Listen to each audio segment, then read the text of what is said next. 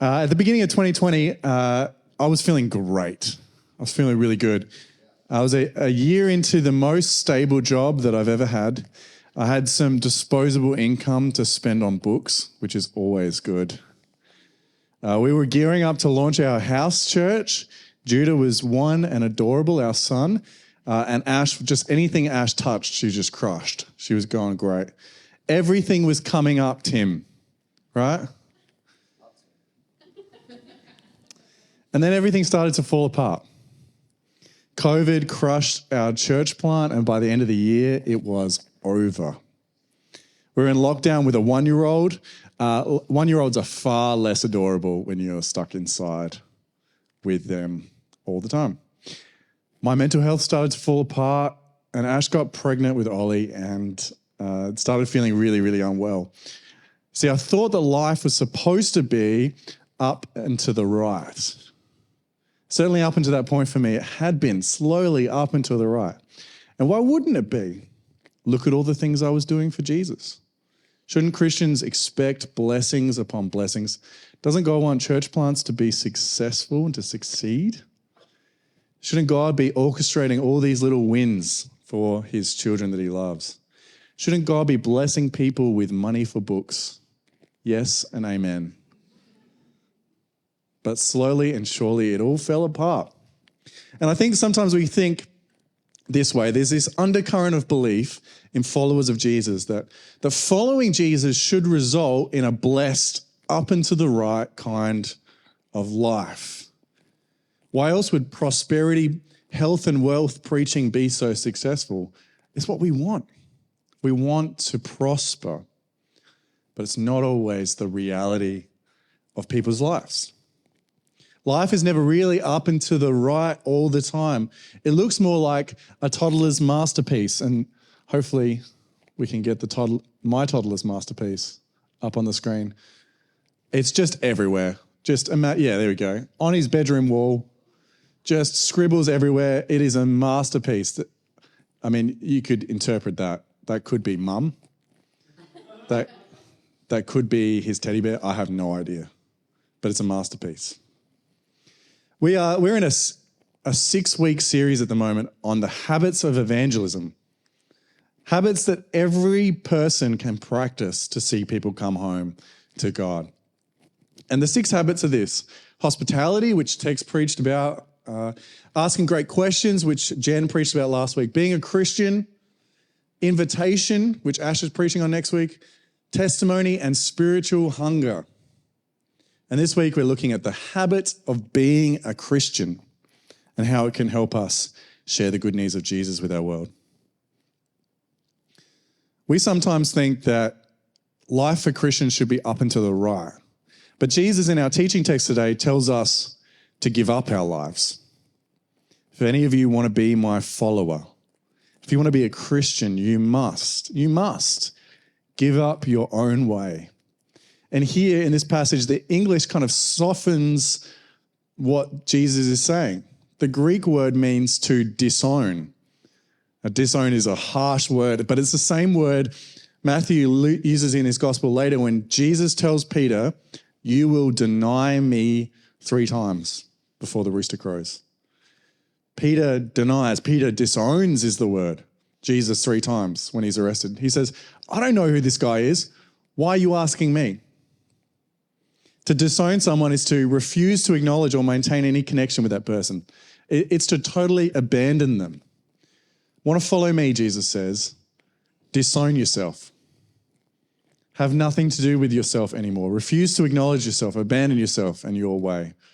That sounds really easy. All right, what's next, Jesus? Take up your cross. Now, cross, of course, is something that you are crucified on. It's a picture of shame and weakness. You were forced to carry your cross to where you would be executed in full view of your community. It was shame upon shame. And to carry this big, hulking, great piece of wood, you would have to literally embrace it. You would have to embrace the instrument of your own death. Yours, no one else's. Okay, this sounds fun, Jesus. What's next?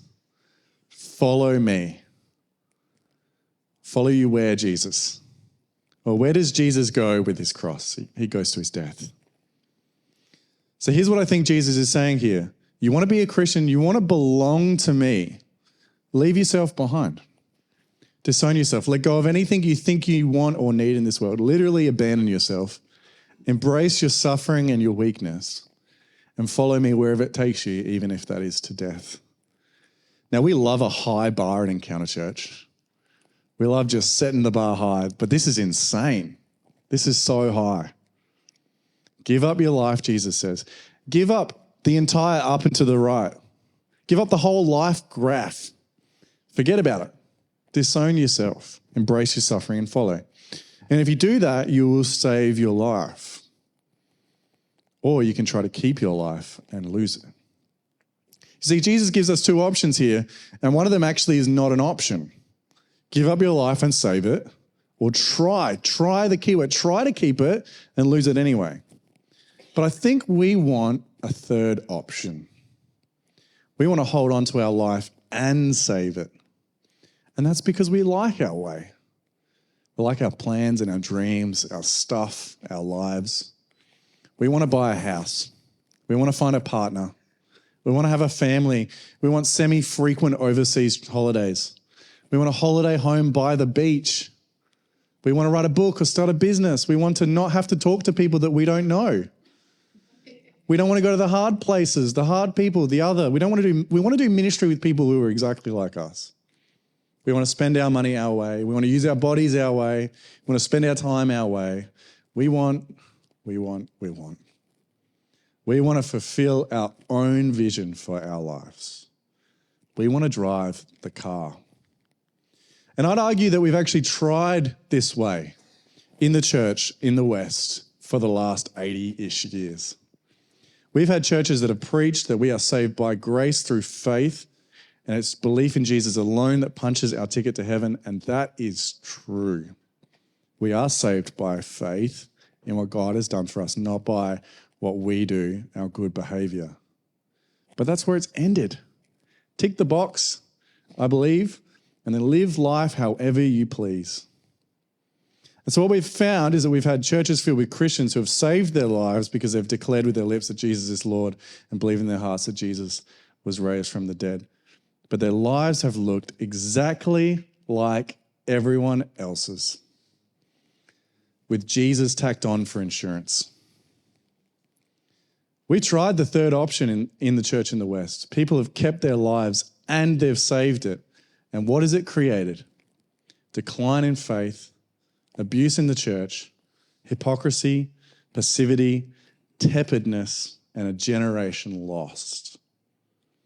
So clearly, keeping our lives and saving it doesn't work. So what if we took Jesus at his word here? What if we disowned ourselves, embraced our cross, and followed Jesus wherever it took us? What would happen to our lives? 2 weeks ago, I got to hear Jackie Pullinger speak. Now, Jackie Pullinger is an absolute vibe. As a speaker, she took no prisoners. No one was safe. No one was safe. She's in her 80s now, and Jackie, as a 22-year-old, took a boat from England to Hong Kong with nothing but £10 and a prayer, convinced that God was calling her to be a missionary.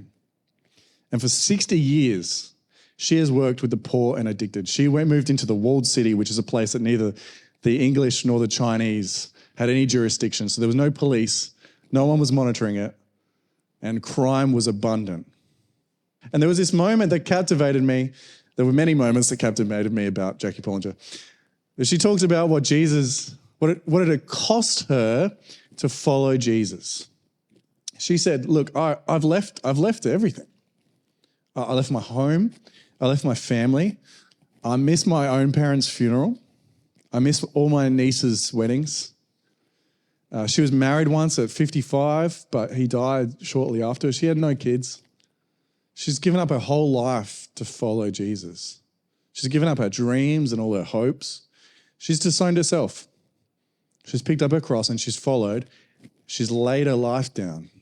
And I sat there and I thought, as I was hearing her, what does it cost me to follow Jesus? I've had to let a couple of half-baked dreams die. I've had to give the time and effort and sacrifice to try to live a holy and sanctified life imperfectly. I've had to give up 10% of everything I've ever earned and whatever Ashley's decided to give on top of that. It's me as well, but she's very generous.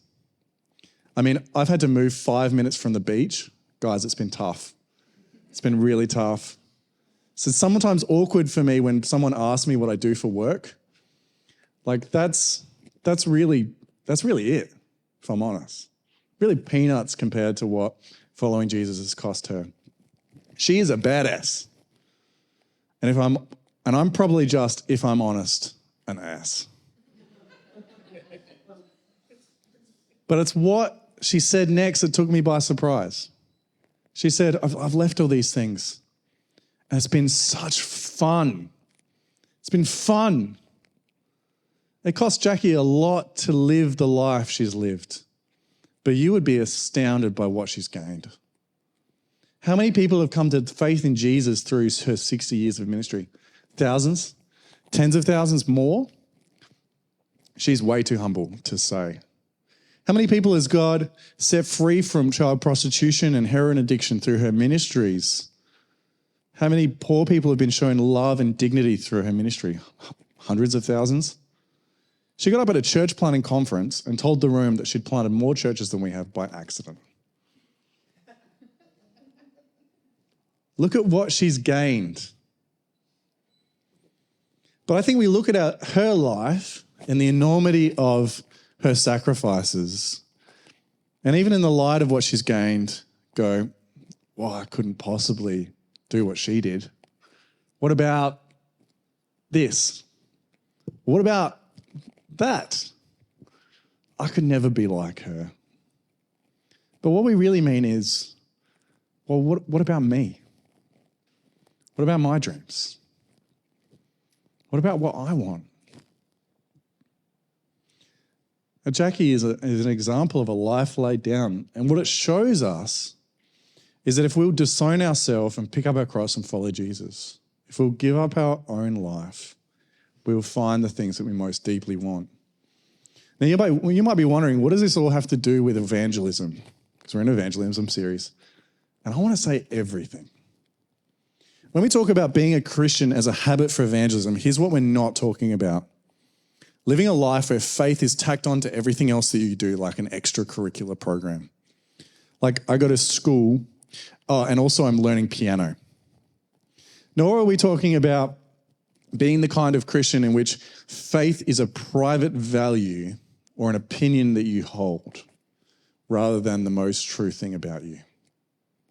We're talking about it being a Christian as Jesus defines it, a life that is laid down and given up. Paul calls it being a living sacrifice. Because it's this kind of life, this kind of Christian, one who has willingly disowned themselves in their ways, willingly embraced weakness and suffering, willingly followed whatever the cost. This kind of Christian is a signpost to the world, friends, that the gospel is true.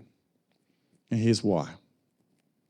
If I believe because in exchange for my belief, my life is up and to the right, or my life, I believe that my life looks identical to the world.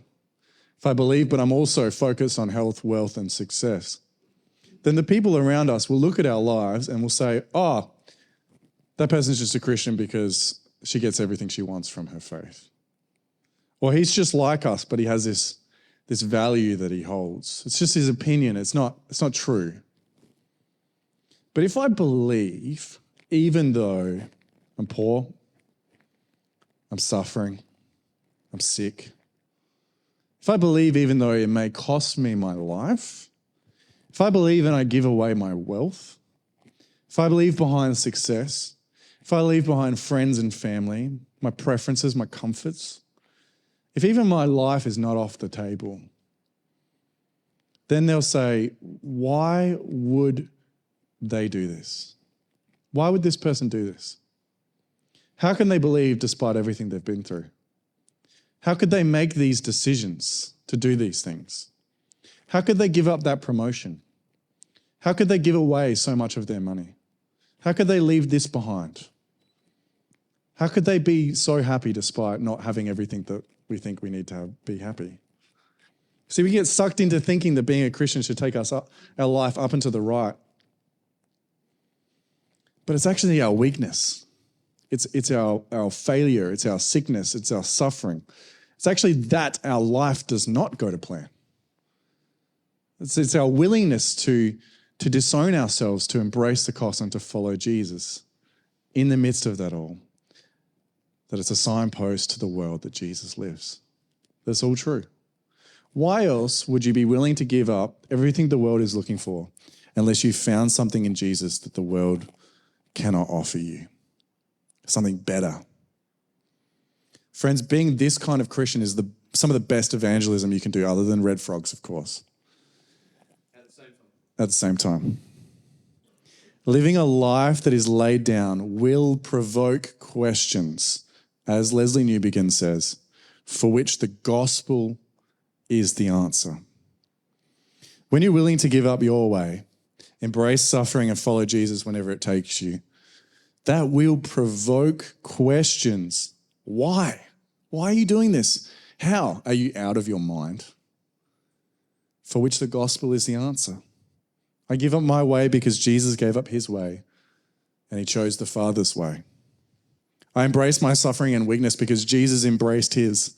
I follow Jesus wherever it takes me and whatever it costs me because he loved me so much he gave up even his life for me. And this is not a new thing. This was the witness of martyrdom in its extremity in the early church and in the global church today. Tertullian, around the year 200 AD, said this: the blood of the martyrs is the seed of the church. The church has always exploded in the midst of difficulty, of persecution, suffering, because suffering and persecution and the weakness of the church lays the truth of it bare. It provokes questions for which the gospel is the answer. Why would you give up your life for your faith? Because it's true, and because I've had an encounter with the one who gave up his life for me. See, if Christianity was just a man-made fairy tale, it would have died off by now. If all Christianity was a personal value or an opinion to keep to yourself, we wouldn't be here in this church today. But Christianity is the true story of the universe.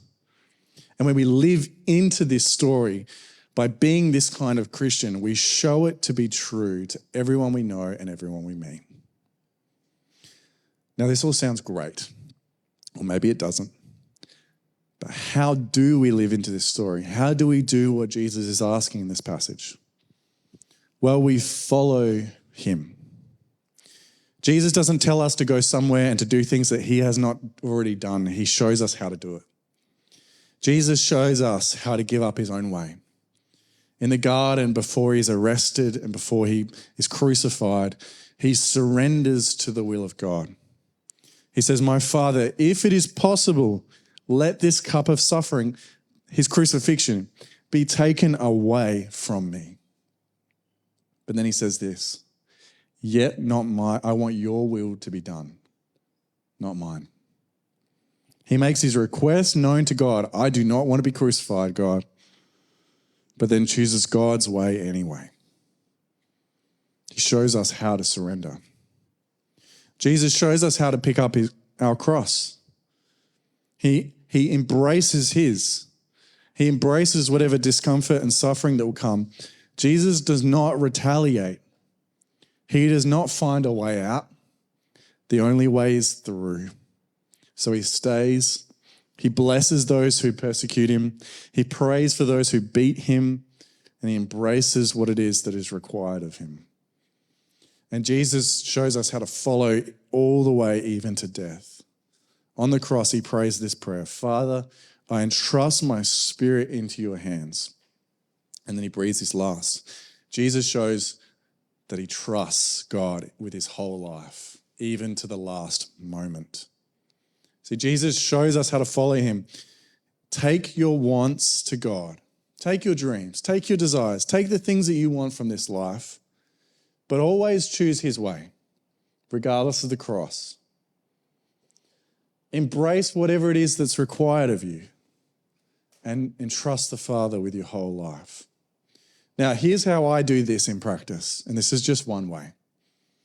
In my heart, in my mind, in my spirit,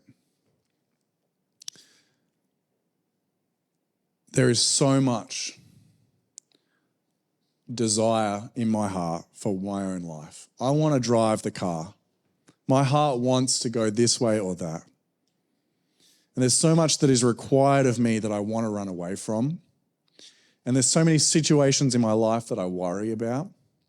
And so every time that I realize that I'm choosing my way and I'm not choosing God's way, or every time I want to run away from the suffering and discomfort in my life, or every time I struggle to trust God, in my heart, in my mind, in my spirit, I imagine myself holding whatever it is in my hands that I want to avoid, or my wants or my desires, or my struggles to trust, the dreams that I have for my life.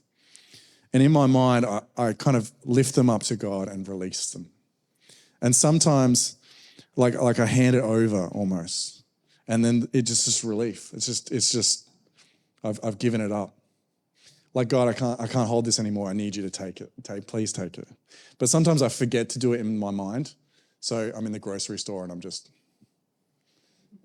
and people I'm sure are wondering what's going on. But all that's happening here is I'm just doing what Jesus did in the garden. God, this is what I want right here. This is what I'm afraid of. But even so, I choose to trust. I choose to want what you want. I choose to embrace whatever it is that you want from me in my life. I choose to trust you and let it go over and over and over again. And I find this very helpful, but it's not easy and it's costly because it requires me to again and again and again hand over my life to God. See, remember how Paul calls this being a living sacrifice in Romans 12? He pleads with us, give your bodies as a living sacrifice. And I think a living sacrifice is brilliant language because it's like, who doesn't love a good oxymoron? But it creates this picture in my mind of an altar, a place in which sacrifices are made to God. Now, most sacrifices stay on the altar because they are dead, right? A sacrifice is dead. That's a part of being a sacrifice. But being a living sacrifice means you can take yourself up off the altar. And that is for sure my problem in life. I keep getting up off the altar. I keep going, I want my way. I'll have my way. I'll have my dreams, thanks. And I get myself up off the altar. And then I realize that I got to get back on. I got to get back on the altar. I got to make sure that I am doing God's will and not my own. I got to keep getting back on every single day. See, here's the thing, friends. We won't do this hard, costly, sacrificial work of disowning ourselves, picking up our cross and following Jesus because we should or out of some kind of guilt or obligation because it's the right thing to do. Because if the right thing to do never works or diets wouldn't be a thing, let's be honest. It doesn't work. It's only when we know that it's only when we know what Jesus has done for us deeply in our heart of hearts, does this not just become something that is possible for us to hand over our lives to God, but something we actually want to do.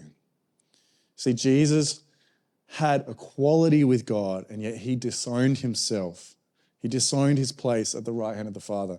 He lowered himself. He took on human flesh. Jesus, the Word of God, who spoke trees into being in creation, embraced one as the vehicle of his death for us. Jesus, the Son of God, followed the will of the Father to death on a cross so that by faith we may be united with him in his death and united with him in his resurrection. Friends, Jesus calls us to first and foremost disown ourselves because by faith we are no longer our own. We no longer live, Christ lives in us. We belong to him. It's only because of God's sheer love for us that he has done this. And it's only love that will make someone disown themselves in their way, embrace suffering, and follow whatever the cost. Only love will make someone lay down their life, their wants, their desires for another. Because this is hard, this is costly, and people do crazy things for love. Only love makes someone willing to pay that kind of cost. But it's only the love of Jesus that makes someone willing to pay the cost, not just for those that they love, but for the unlovely, the unlovable, the enemy, the ones that we don't like. Because that's what Jesus has done for us. Friends, I think the biggest barrier to sharing our faith with our friends is actually love. Do you know the love of God for you? How deeply, how costly, how completely you have been loved? Is your heart filled with love for those who are far from Jesus like we once were? Because once you know that God has paid the ultimate price for you to be brought home to him, you will be willing to pay whatever cost to see others come home to him too. You'll give up your career, if that's what it takes. You give up your wealth. You give up your dreams. You give dignity to the poor, the outcasts. You'll speak up about what God's done in your life. You'll have those critical conversations you've been putting off. You'll choose to live a holy life with your body. You'll move house if that's what it takes. You'll associate with people who are different to you. You'll inconvenience yourself. You'll take someone into your home. You'll invite people to come around for dinner even though you have not cleaned up. You'll weep and you'll labor in intercessory prayer. You'll get in the prayer room. You'll strike up conversations with people that you don't know. You'll be willing to be disliked for your faith. You'll get on a boat with 10 pounds and a prayer. Whatever it costs, whatever it takes, you'll pay it to see those come to faith in him. You'll do it. And you might not be happy about it at first, but you'll surrender because you're surrendering to the one who's done more for you than you could ever do for him in this lifetime. When Jackie first got to Hong Kong, she did her best to evangelize to the people there, but she was getting frustrated because she didn't seem to be accomplishing much. And then she had a conversation with a man who said, look, all these Christians, they come with this message, but then the money runs out or it gets hard and so they just leave. They just pack their bags and leave. We're not listening to you, but we are watching you. We're watching what you do. And Jackie realized that they were watching to see whether what she had to say was really true, because if it was, then she would stay. She would stay even if it got hard. Did she really love them, or did she just say that she did? And if she did really love them, then maybe they'd realize that God really loved them too. Friends, if we want to see the people in our life come alive to God and have faith in Jesus, we got to surrender to God's will, embrace what is required of us, and entrust the Father with our whole lives. We've got to go all in. We've got to get more radical than we think we've got to get. And by doing so, we will live lives that provoke questions for which the gospel is the answer. You want your friends to come to faith in Jesus? Pray for them. Go into Jesus. Go as hard as you can towards him. Follow him. Strip away the things in your life that hold you back.